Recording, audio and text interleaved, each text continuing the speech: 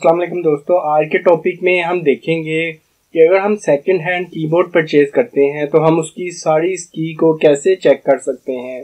यहाँ पे मैं गूगल में लिखूंगा ऑनलाइन कीबोर्ड टेस्ट।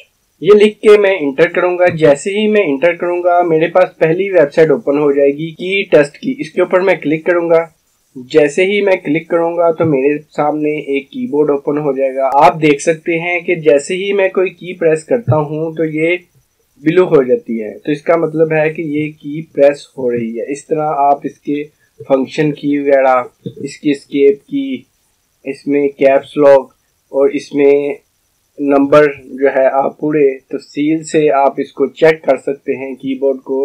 अगर आप इस तरह की इंफॉर्मेटिव वीडियो और कंप्यूटर से रिलेटेड प्रॉब्लम जो है उसका सलूशन देखना चाहते हैं, हमारा चैनल अदनान हाशमी को लाजमी सब्सक्राइब कर लें। आज के लिए इतना ही। Thank you for watching. Allah.